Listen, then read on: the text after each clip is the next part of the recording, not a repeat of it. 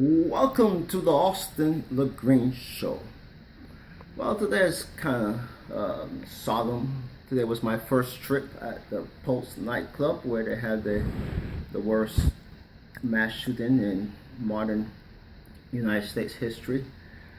My in-laws, they said it was chilling being there, so it was something that I guess I'll probably always remember.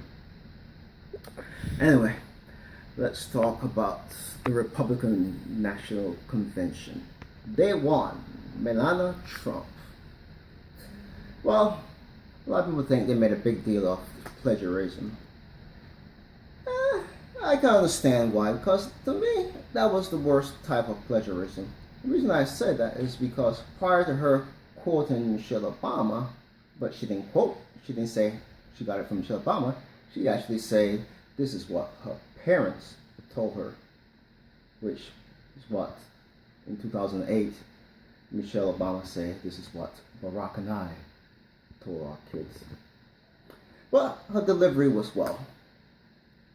Anyway, second and third day, I believe the children did a wonderful job, all of them really, from Eric to Tiffany to Don Jr., Ivanka. There's no question that the parents raised them well. Now, that's the only thing I probably have beef with them. I didn't think that they gave their mother enough credit, because after all, a lot of them was actually raised with Donald Trump's first wife. So remember, 3 from his first wife, 1 from the second wife, and the last one, Barron, from his third wife, Melania. Anyway, obviously the big day was the 4th day of the convention, and Donald Trump.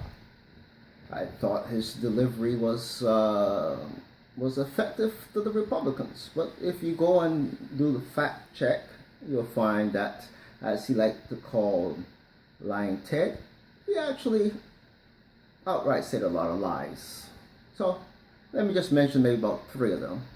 He mentioned about the Iranian deal and how right after, before the Iranian deal, the embarrassing situation at the sea with the sailors. Well, that is not so. The Iranian deal was signed July 14, 2015, and the embarrassing scene with the sailors actually happened in January 2016. Then his statistics about crime was kind of embarrassing, because obviously he knows better being from New York. I mean, New York used to have each borough average probably about 400 murders back in the 70s and 80s. So crime is at an all-time low, and in fact, statistically, crime, especially murder, is actually lower than in 2009 under our current president, Barack Obama.